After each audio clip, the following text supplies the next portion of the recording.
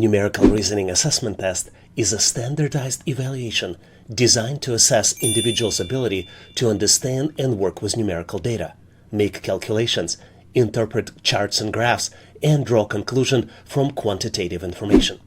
The content of numerical reasoning test can vary, but it often includes tasks that involve basic arithmetic, percentage and ratios, data interpretation, financial analysis, mathematical problem solving, number sequences, and a lot of other topics. Numerical reasoning tests are commonly used in fields that require quantitative analysis such as finance, economics, engineering, data analysis, and many others. These tests help employers identify candidates who possess the necessary numerical skills to perform well in the roles that involve working with numerical data, numbers, and calculations. In this video, we will walk through real sample questions step by step, so you will not only know what to expect, but also learn how to tackle each part with confidence. I'll share with you the correct answers, detailed explanation, and helpful strategies to boost your chances of passing the test. The questions appear in random order, so I recommend watching the entire video to get the most practice and insight. Before we begin, let me introduce myself. My name is Vadim Michalenko. I hold an MBA and Master's degree in Computer Science.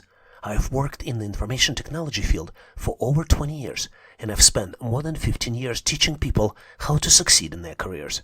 I created online training for everyone and the website howtoanalyzedata.net to help people like you pass interview and assessment test and get you hired for your dream job. If you're short on time and need to prepare quickly for a pre-employment exam, check out the premium practice materials linked in the description and comments below. Many people successfully pass their tests after using videos like this. Hopefully it will help you too. Before we jump in, make sure to click subscribe and stay updated on the latest questions. Don't forget to like, comment, and share this video.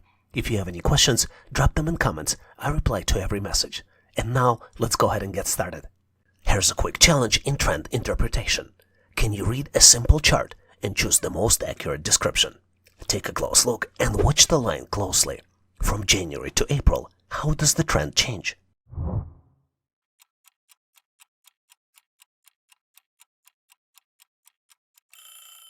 Now let's analyze the data points. The value increases in March, then drops slightly in April. It's not constant, not flat, and definitely not a sharp drop. This is why the correct answer here is choice B, growth followed by slight decline. Small movements can reveal big insights, but only when you look closely. Stack up your brain power.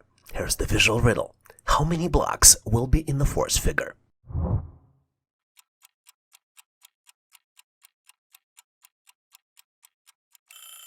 Watch closely. Each shape grows by adding a new row. First has 1 block, then 2 more, then 3 more. What's next?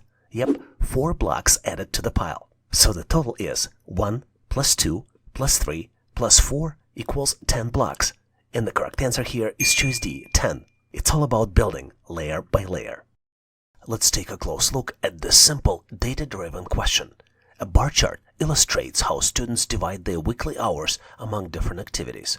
Your task? Identify which activity ranks second in the time spent.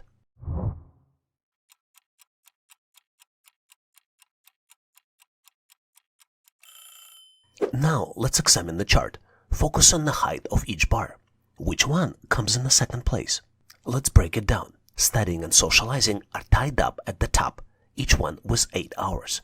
Sleeping follows closely behind at 7 hours. That places it firmly in the second position.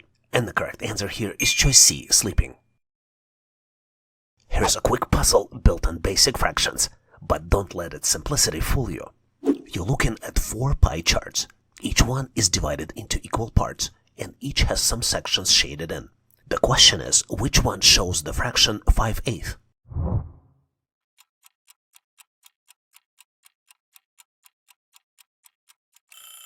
Here's what you can do to solve it correctly. Take a close look. Count the total slices. Then count how many are shaded. Which circle shows exactly 5 out of 8 parts? If you have selected option A, well done. Let's break it down. The circle has 8 equal parts. 5 of them are shaded. That's exactly what 5/8 means. Simple, clean, and precise. You're looking at how the student divided their 100 study hours across 4 subjects. Your job, figure out how much time they spent on English.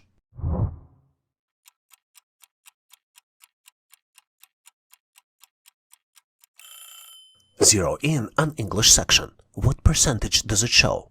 Now think, how does that percentage translate into hours? If you said 15 hours, spot on. And here's why. English accounts for 15%, and 15% of 100 is, you guessed it, 15 hours. You see 4 clocks. In each one, a hand has moved, but only one clock shows a perfect 180-degree turn. Can you find the right one?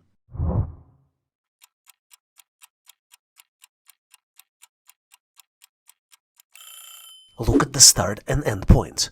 Remember, a 180-degree movement means a straight line flip across the clock face. If you have picked clock B, you got it. That hand travels from 12 to 6, exactly a halfway around. That's your 180-degree turn. Shopping math time. Ever wonder how tax sneaks into your final bill? Let's find out with this quick problem. You're buying a jacket that costs $80. The sales tax, 8.5%. So what is the total you actually pay?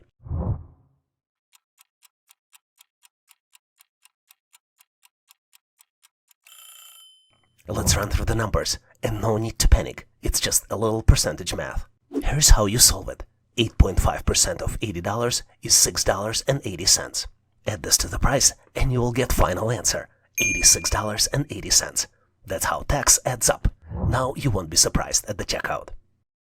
Guess what? It's time for math with pens and pencils. It's all about comparing costs and splitting things fairly. Here's what we told. 3 pencils cost as much as 2 pens. And 1 pen costs $2. So, what's the price of 1 pencil?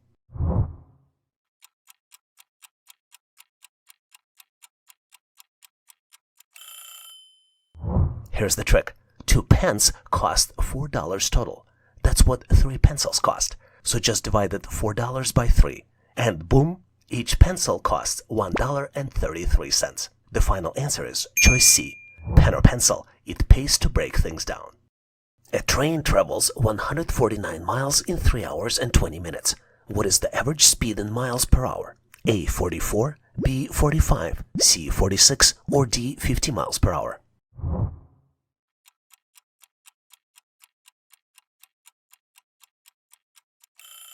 To find the average speed, divide the total distance, 149 miles, by the total time in hours. 3 plus 20 divided by 60 equals 333 hours, giving approximately 44.7 miles per hour. The correct answer here is choice B, 45 miles per hour.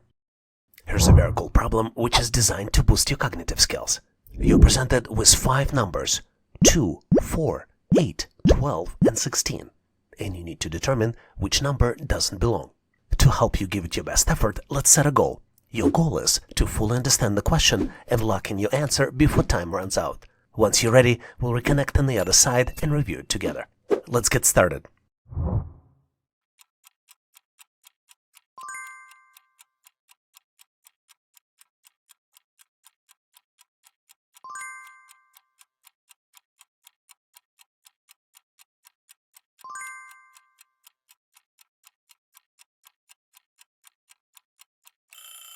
Time's up. Do you have your answer ready? I hope so, because the solution here is very, very simple. You typically solve these types of problems in 2 steps. In step number 1, you look for patterns in the numbers. And in step 2, you identify the number which breaks the pattern. Let's first examine the sequence for common mathematical patterns. What are those? Multiplication, consistent increases, or powers. If we think it's multiplication, we need to multiply it by 2. 2 multiplied by 2 is 4. 4 multiplied by 2 is 8. So far so good, right? But it breaks here. 8 multiplied by 2 would be 16. Which might be a solution since number 12 doesn't belong, right? And the correct answer would be choice D. But I thought of this a little differently. I thought of it as powers of 2. 2 in power of 1 equal 2, which is the first number. 2 in power of 2 is 4. 2 in power of 3 is 8. And 2 in power of 4 is 16. Which also leads us to the answer that choice D is the odd one. So the correct answer here is choice D, 12. Are you ready for more? Try this question to see how you would do. You're presented with 5 numbers, 2, 3, 5, 9, and 11. And you need to determine which number doesn't belong. After you've selected your answer, post it in comments and I'll share my feedback. Enjoy solving this cool problem. In this question, you are presented with 6 water drops, broken into 3 pairs. First pair has numbers 1 and 8, second one has numbers 2 and 16, and the third one only has one number, 4. Your goal is to find the missing number for the third pair, and once found, select your answer out of 4 possible choices. Choice A, 24, choice B, 32, choice C, 48, and choice D, 64. Take a moment to review this question and think it through just like you would on a real test. Make sure to choose your answer before time is up. And then, when you're ready, we'll go over the solution together on the other side. Let's go ahead and get started.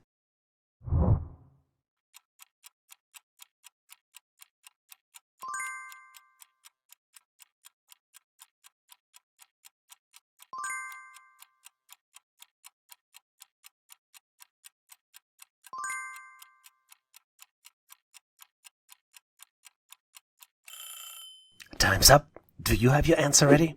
I hope so, because believe it or not, there is a pattern here, and it's really simple. Instead of looking at water drops as pairs, let's look at them in separate rows. Let's start with the bottom row. The row has numbers 1, 2, and 4, and then the top row has numbers 8 and 16. As you might have guessed, the numbers represent the sequence, where the pattern involves doubling the previous number. Let's start with the number 1. 1 multiplied by 2 is 2. As we continue, 2 multiplied by 2 is 4. 4 multiplied by 2 is 8. 8 multiplied by 2 is 16. And you know what time it is now, don't you? It's the magic time to calculate the missing number. 16 multiplied by 2 equals 32. So the correct answer here is choice B, 32. Without a doubt, to solve this question, we need to embrace the famous quote from Napoleon Hill. Strength and growth come only through continuous effort and struggle. So embrace the challenges presented by this question as opportunities for your personal and professional growth, knowing that perseverance is the pathway to success. You're presented with the Octagon. Octagon has 7 numbers inside, and the 8th number is missing.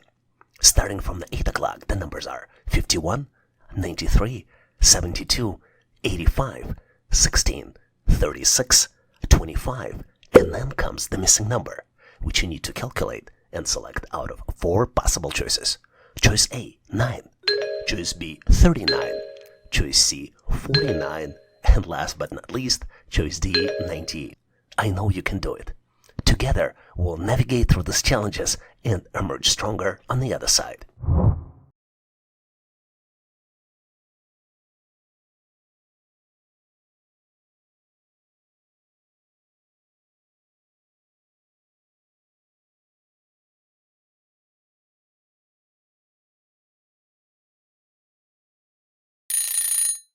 Time's up. Are you ready to show your answer? And as you might have guessed, the pattern here is very simple. Starting at 8 o'clock, numbers on the opposite side of the octagon are subtractions of the digits squared from the opposite side. Let's look at the example. At 8 o'clock, we see the number 51. At 2 o'clock, we see the number 16. 5 minus 1 squared equals 16. Let's confirm our logic with other numbers. 9 minus 3 squared equals 36. 7 minus 2 squared equals 25. So the missing number is calculated as 8 minus 5 squared and equals 9. So the correct answer here is choice A, 9. Let's challenge your problem-solving skills with this intriguing question. If storing 200 gigabytes of data in Amazon AWS costs $4, how much data can you store with $10? Your choices for the answers are choice A, 400 gigabytes, choice B, 500 gigabytes, choice C, 600 gigabytes, and choice D, 700 gigabytes. Just like with real assessment, focus on the question and choose your answer before time runs out. Once you're ready, we will reconnect on the other side to review it together. Let's go ahead and get started.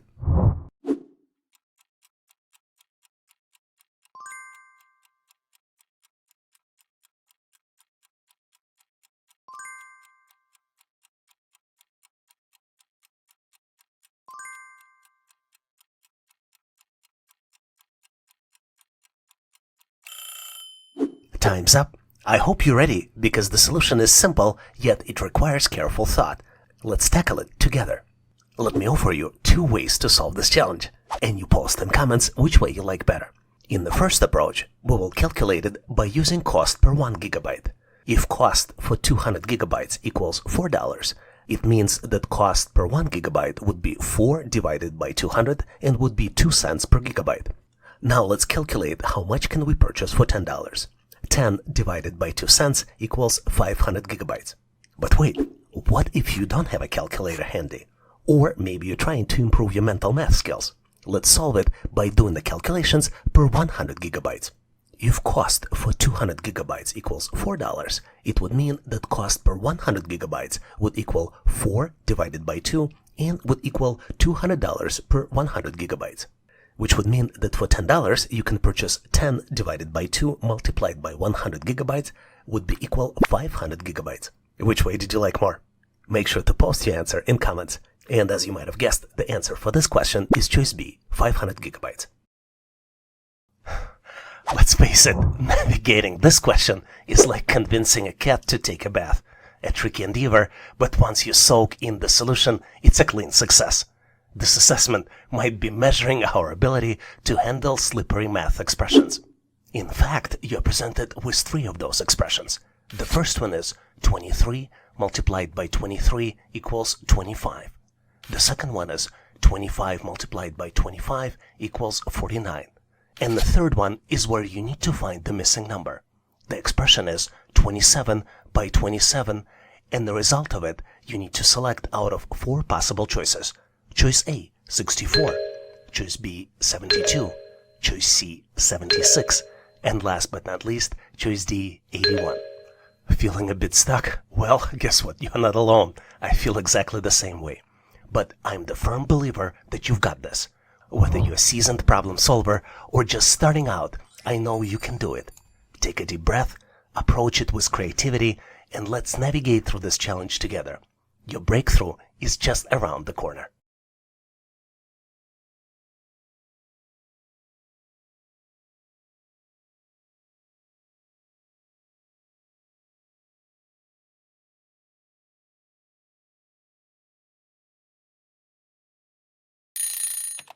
Are you ready with your solution? Well, or at least excited about this mental workout. Did I warn you that this expression is slippery? In the typical world, 23 multiplied by 23 equals 529. But to solve this problem, we need to think out of the box. And instead of using traditional math, you need to sum up the digits and multiply the result of the sum operation. Let's look at the example. For example, 23 by 23 would be 2 plus 3 in parentheses multiplied by 2 plus 3 would be 5 multiplied by 5, and the result of this would be 25. The second expression would be 2 plus 5 in parentheses multiplied by 2 plus 5 in parentheses would be equal 7 by 7 would be equal 49. So the missing number could be calculated as 2 plus 7 multiplied by 2 plus 7, which would be equal 9 multiplied by 9, or 9 squared, and would be equal to 81. So the correct answer here is choice D, 81. Let's test your critical thinking with this fun and practical question. A flight departing from New York at 10 a.m. is scheduled to take 6 hours and 45 minutes to reach Los Angeles. The destination is in time zone 3 hours behind New York. However, due to strong headwinds, the flight will be delayed by additional 30 minutes. What will the local time be upon arrival in Los Angeles? And you have 4 answers to choose from. Choice A, 12:15 p.m., choice B, 1:15 p.m., choice C, 2:15 p.m., and choice D, 2:45 p.m. Just like in a live exam, stay focused and lock in your response before timer is up. And once you're ready, we'll reconnect on the other side to review it together. Let's go ahead and get started.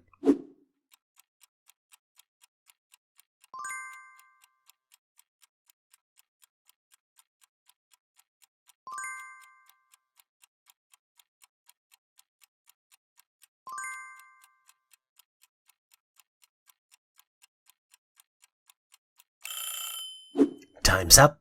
Are you ready? The solution is clear once you see it, but it takes some thought to get there. Let's dive in. To solve this challenge, let's calculate the original arrival time. If departure is 10 a.m., and flight duration is 6 hours and 45 minutes, 10 a.m. plus 6 hours and 45 minutes would be equal 4:45 p.m. in New York time. But in the original question, we've learned that the destination is in time zone 3 hours behind New York. Let's look in the map. Continental United States has 4 time zones: Eastern, Central, Mountain, and Pacific. New York City is located in Eastern time zone, and Los Angeles is located in Pacific time zone. And we need to account for this time difference. Los Angeles is 3 hours behind. 4 hours and 45 p.m. minus 3 equals 1 hour and 45 p.m. And in step 3 of calculations, we need to account for the delay. Let's add the 30-minute delay to account for headwinds. 1:45 p.m. plus 30 minutes equals 2:15 p.m. So the correct answer here is choice C, 2:15 p.m. In this question, you're presented with the chart, and you need to calculate the biggest reduction in spending between any 2 consecutive quarters. Your choices for the answers are choice A, 4, choice B, 10, choice C, 7, and choice D, 12.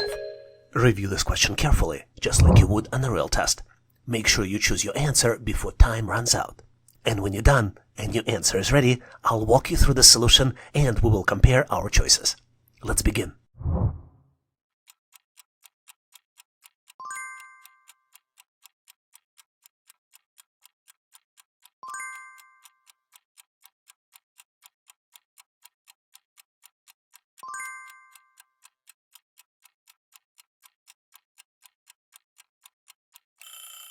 Time's up. Do you have your answer ready? To get to the correct answer together, let's start by understanding the chart and understanding the data. You're presented with what's called a bar chart. A bar chart shows as a separate bar spending for each quarter. Quarter 1, Quarter 2, Quarter 3, and Quarter 4. If you look closely, you will see that project spend, which is represented in the chart, is shown in thousands of dollars. For example, the Q1 spend is $43,000, Q2 spend is $47,000, Q3 is $35,000, and Q4 is $37,000. With these types of questions, you always need to remember the original goal, which is calculate the biggest reduction in spending between any 2 consecutive quarters. What's interesting here is that on top of the chart, there is information about annual spend difference. This annual spend difference comparing to previous year is plus 7%. Well, even though this information might be valuable for somebody else, it's irrelevant here. And the only reason it's on the chart is to confuse you. I truly hope you didn't select choice C, 7.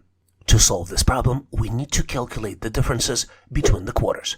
Q1 to Q2 difference is 47 minus 43 and equals plus 4, which is increase and not reduction. Q2 to Q3 difference is calculated as 47 minus 35 and equal 12, which is reduction.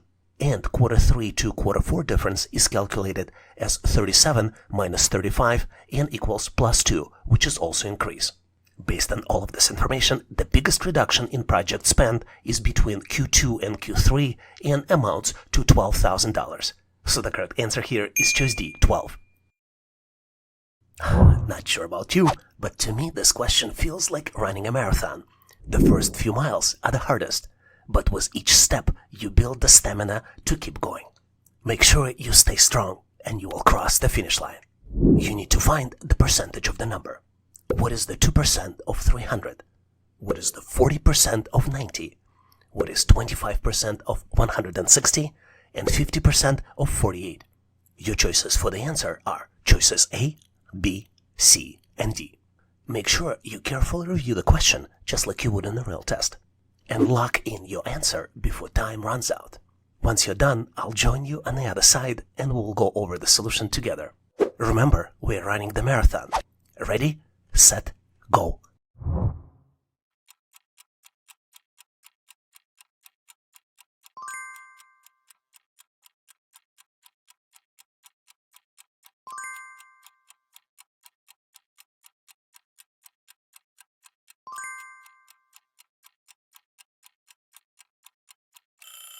Time's up.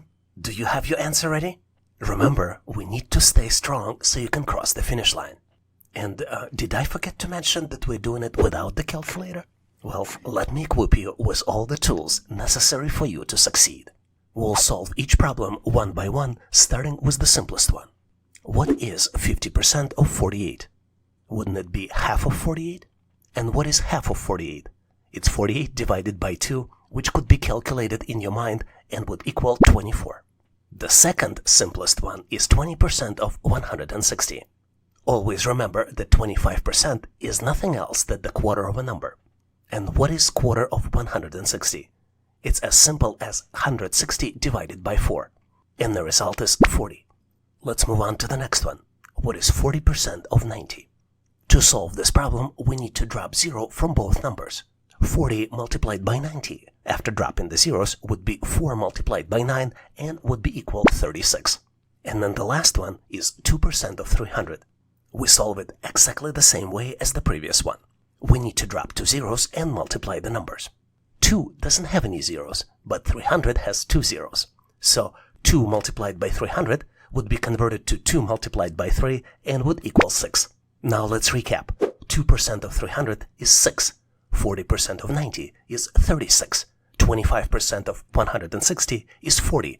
And 50% of 48 is 24. And the correct answer here is choice D, 6, 36, 40, and 24.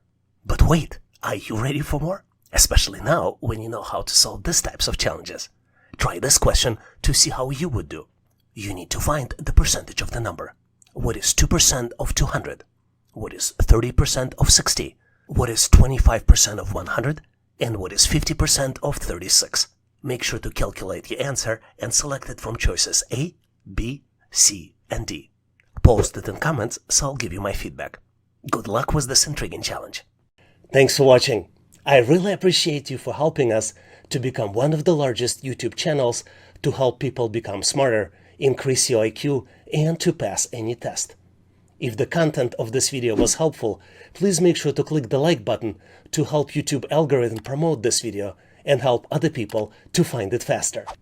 Giving us a like is also a way for you to tell us that you need more content like this, and when you tell us, we will deliver it for you in the future.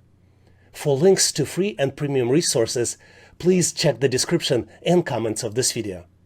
You can also go directly to our website, howtoanalyzedata.net, to download the materials related to this topic. I really appreciate your endorsement, support, and patronage of this channel. And thank you for considering to become a member and considering to subscribe. Please leave feedback, suggestions, or corrections in comments. And all the best on your journey. I'll see you in my next video.